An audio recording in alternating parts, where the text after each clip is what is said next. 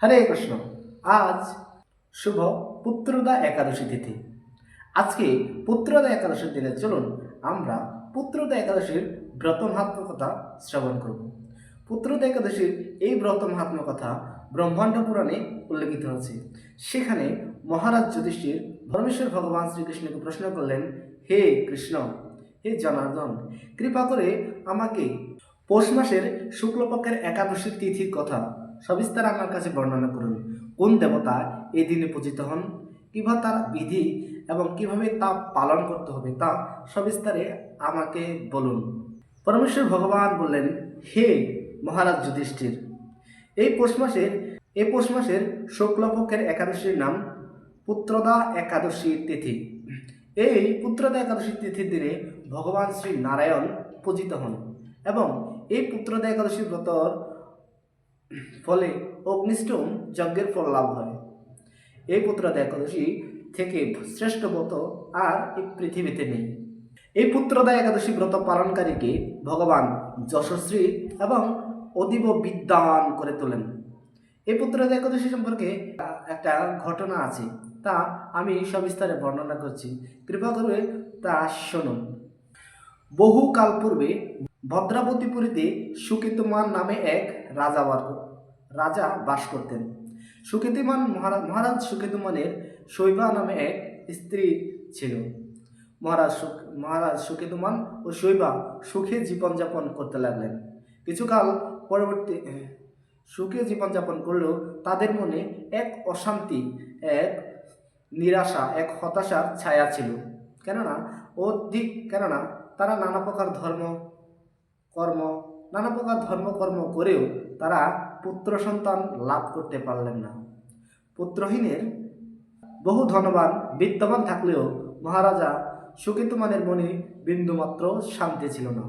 মহারাজ সুকেতুমান মনে করতেন যে পুত্রহীনের জীবন বৃথা ও গৃহশূন্য। ধর্ম ও শাস্ত্রে যেসব ঋণের কথা বলা হয়েছে, সে সমস্ত ঋণ একমাত্র পুত্রই পরিশোধ করতে পারেন। এবং যেহেতু মহারাজা সুকেতুমানের সন্তান ছিল না, তাই তিনি সর্বদা দুশ্চিন্তা থাকতেন এবং একদিন তিনি স্থির করলেন যে তিনি আর জগতে থাকবেন না, অর্থাৎ তিনি নিজেই নিজের পতন বা নিজের বিনাশ ঘটাবেন।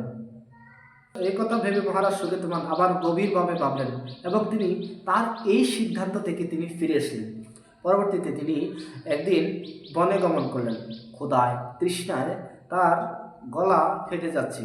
তিনি জলের অন্বেষণ করতে করতে গভীর বনে প্রবেশ করলেন এবং সেখানে দেখলেন যে কিছু মুনি এবং ঋষি তারা ঘোর তপস্যায় নিমজ্জিত আছেন। মহারাজ সুকেতুমান সেই মুনি ঋষিদের পায়ে বহু স্তব স্তুতি করতে লাগলেন। মণিদের সমবেত হয়ে দেখে মহারাজ সুকেতুমান মণিকে প্রশ্ন করলেন, হে মণিবৃন্দ, কে আপনারা? কেনই বা এখানে বসে বেদ পাঠ করছেন? মণিগণ বললেন, হে মহারাজ, আমরা বিশ্বদেব মুনি নামে পরিচিত। আর কিছুদিন পরেই মাঘ মাস আসতে চলেছে। আজ পৌষ মাসের শুক্লপক্ষিয়া একাদশী তিথি, অর্থাৎ পুত্রদা একাদশী তিথি। সমস্ত পাপ বিনাশিনী পুত্রদা একাদশী সন্তান বা পুত্র দান করেন বলে এই একাদশীর নাম পুত্রদা একাদশী। বিশ্বদেব মুনিদের মুখে এই কথা শুনে মহারাজ সুকেতুমান কাতর প্রার্থনায় মুনিদের চরণ বন্দনা করে বললেন, হে মুনিবৃন্দ, কৃপা করে এই অধমের প্রতি কৃপা বর্ষণ করুন। আমি অপুত্র, কৃপা করে আমাকে পুত্র দান করুন। মুনিগণ বললেন, হে মহারাজ সুকেতুমান, আজ পুত্রদা একাদশী তিথি।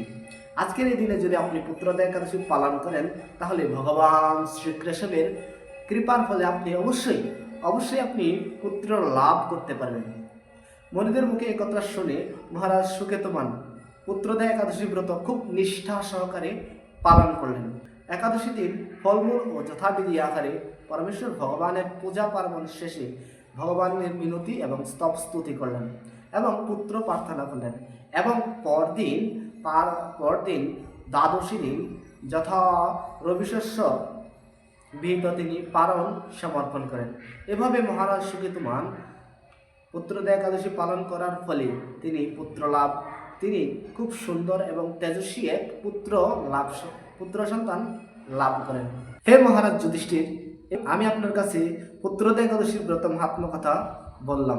এই ব্রত পালন করা সকলের কর্তব্য এবং এই পুত্রদা একাদশী পালন করার ফলে ব্যক্তিবর্গ পুত নামক নরক থেকে উদ্ধার প্রাপ্ত হন এবং এই পুত্রদা একাদশীর ব্রত কথা শ্রবণ করলে তার অগ্নিষ্ঠম যজ্ঞের ফল লাভ হয়। তাই চলুন আমরা সকলে খুব সুন্দরভাবে পুত্রদা একাদশী ব্রত পালন করার মাধ্যমে পরমেশ্বর ভগবান শ্রীকৃষ্ণের সান্নিধ্য লাভ করি। আপনি নিজে একাদশী পালন করুন এবং অন্যকে একাদশী পালন করার জন্য উৎসাহিত প্রদান করুন। হরে কৃষ্ণ।